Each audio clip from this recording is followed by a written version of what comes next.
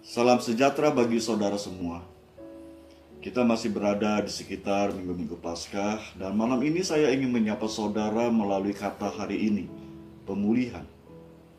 Bacaan Alkitab yang mendasari refleksi kita malam ini diambil dari Yohanes 21 ayat 15 sampai dengan 19.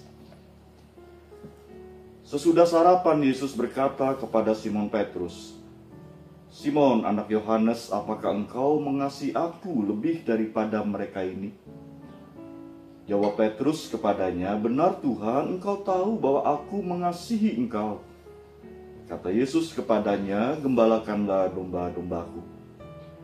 Kata Yesus pula kepadanya untuk kedua kalinya, "Simon, anak Yohanes, apakah engkau mengasihi aku?" Jawab Petrus kepadanya, "Benar Tuhan, engkau tahu bahwa aku mengasihi engkau." Kata Yesus kepadanya, "Gembalakanlah domba-dombaku." Kata Yesus kepadanya untuk ketiga kalinya, "Simon, anak Yohanes, apakah engkau mengasihi aku?" Maka sedih hati Petrus karena Yesus berkata untuk ketiga kalinya, "Apakah engkau mengasihi aku?" Dan ia berkata kepadanya, "Tuhan, engkau tahu segala sesuatu. Engkau tahu bahwa aku mengasihi engkau." Kata Yesus kepadanya, "Gembalakanlah domba-dombaku. Aku berkata kepadamu, sesungguhnya ketika engkau masih muda, engkau mengikat pinggangmu sendiri, dan engkau berjalan kemana saja kau kehendaki. Tapi jika engkau sudah menjadi tua, engkau akan mengulurkan tanganmu, dan orang lain akan mengikat engkau dan membawa engkau kemanapun ke tempat yang tidak kau kehendaki." Demikianlah firman Tuhan. Saudara, izinkan saya mengajak saudara untuk menempatkan diri di posisi Petrus. Pagi itu sesudah sarapan, Yesus yang bangkit secara khusus berdialog dengan Petrus. Hal ini mau menunjukkan niat baik Yesus kepada Petrus.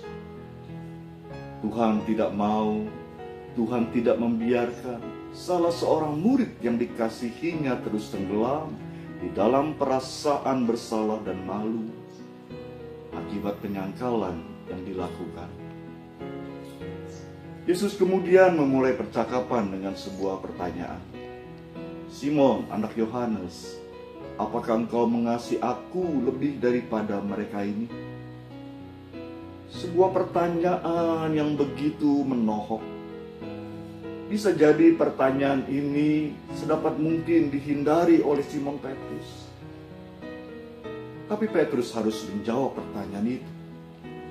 Katanya, "Tuhan, benar Tuhan, engkau tahu aku mengasihi engkau." Kata Yesus kepadanya, "Gembalakanlah domba-dombaku." Tanpa diduga oleh Petrus, Yesus kemudian mengajukan pertanyaan yang sama untuk kedua kalinya. "Simon, anak Yohanes, apakah engkau mengasihi aku?"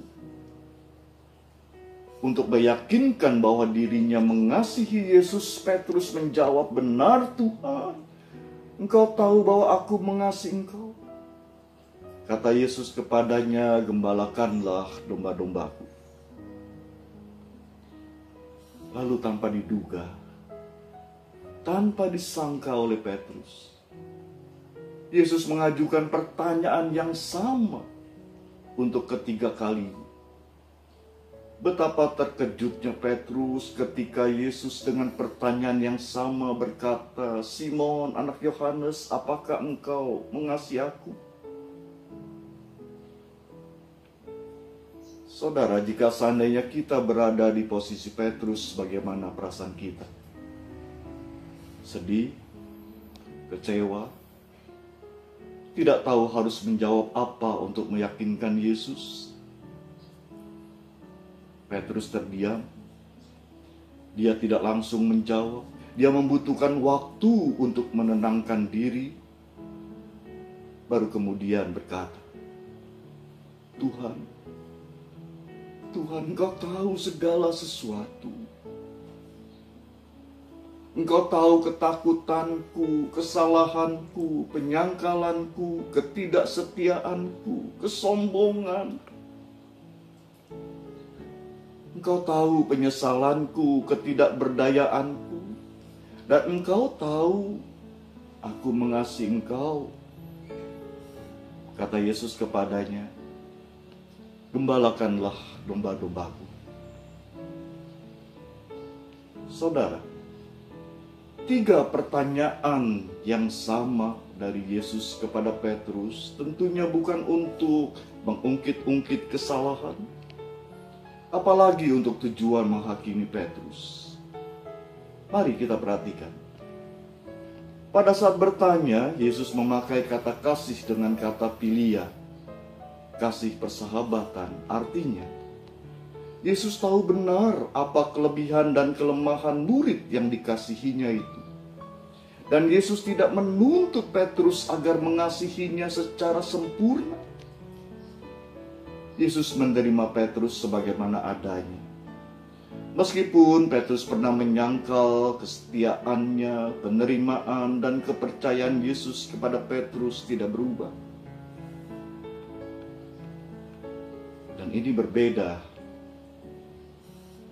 dengan Yesus. Petrus menjawab pertanyaan pertama dan kedua dengan memakai kata agape, kasih yang sempurna. Apa artinya? Seakan-akan di sini Petrus ingin menunjukkan bahwa kasihnya kepada Yesus melebihi kasih murid-murid yang lain.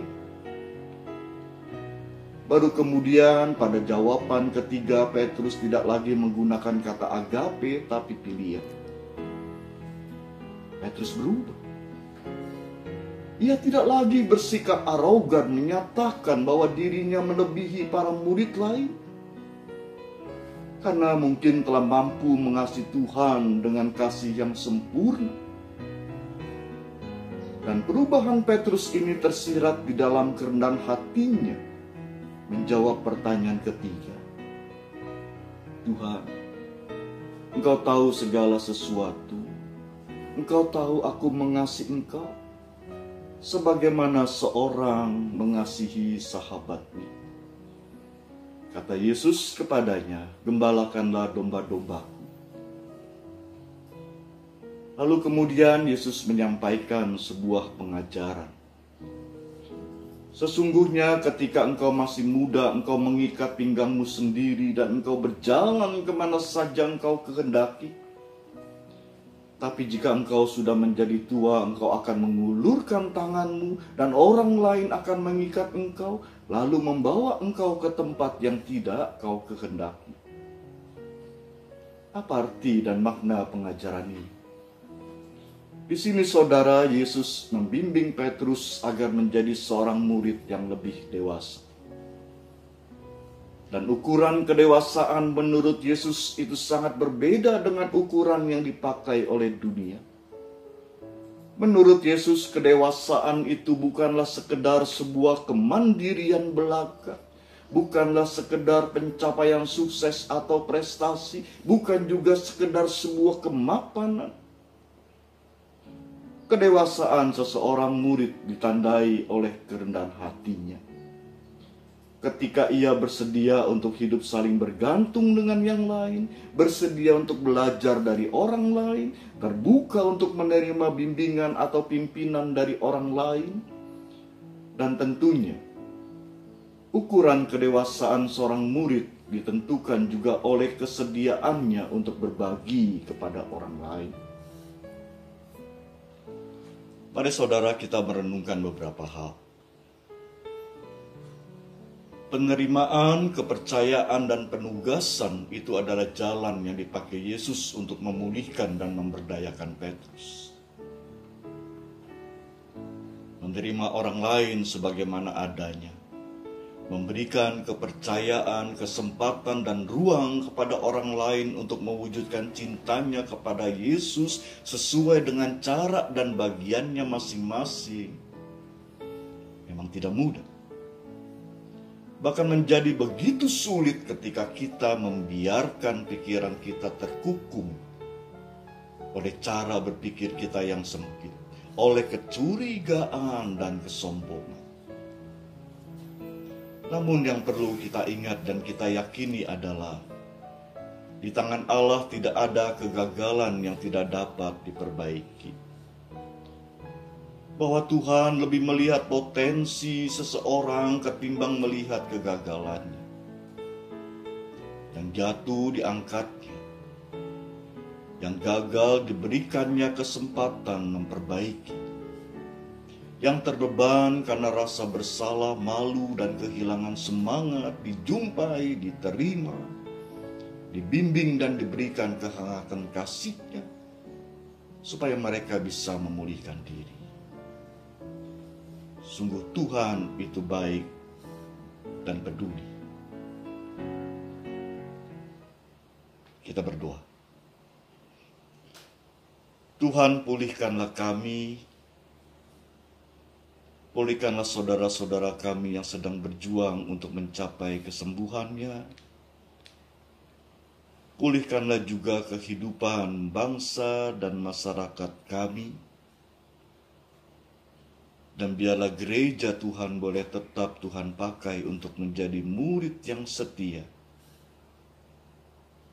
Yang dengan penuh kerendahan hati mewujudkan cinta kasih Tuhan kepada sesama. Jadikanlah kami semua sebagai murid-murid yang lebih dewasa. Demi kemuliaan Tuhan, kami berdoa. Amin.